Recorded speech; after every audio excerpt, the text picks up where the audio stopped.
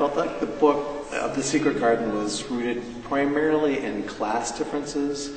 Mary's helped by the servants to bring the garden to life and in turn bring all the inhabitants of the mansion to life. And I approached the show by adding a few characters of color to make it more relevant to an audience today, and show that not only class differences but just differences in people in general can sometimes help people come to a greater understanding of each other. Such an honor to be in this show. So Mary Lennox is a little brat, a little insolent brat at the beginning of the show, and she grows throughout the show as she moves to England with her uncle, and she meets all these sad people in Misselthwaite Manor, and she realizes that they have no hope for the future.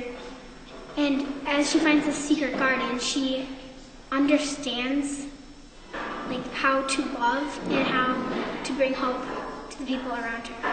Someone no one seems to hear except for me. My heart's crying. I really like bringing the show to the stage because, most of all, because of the music. The music, I think, just shows a lot of not only the characters' emotions, but how the characters react and relate to each other. Run and hide, I'll come and find you. Climb hills to remind you.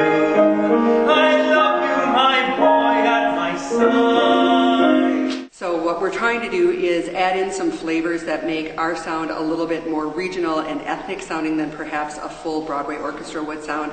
And we're doing that by using a lot more flute and piccolo and some penny whistles and things like that that give it a little bit more of an ethnic flair that way.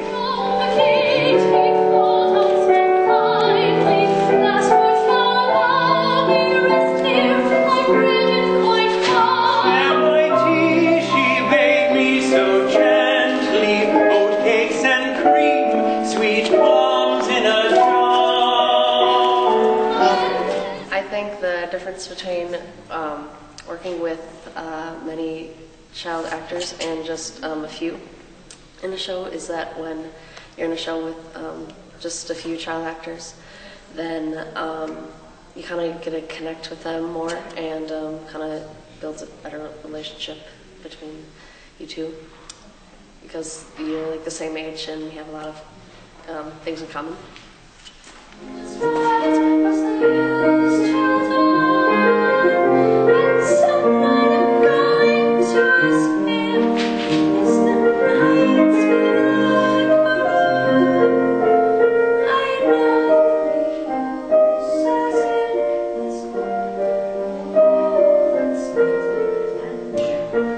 One of the interesting things about the musical version of The Secret Garden is that it's, in my opinion, a very character-driven musical. It doesn't have a lot of dancing production numbers. There's no dancing silverware.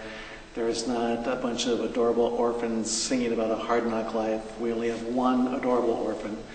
And so it's really incumbent on the actors to bring their characters to life, not only in the music, but in the book scenes that support them.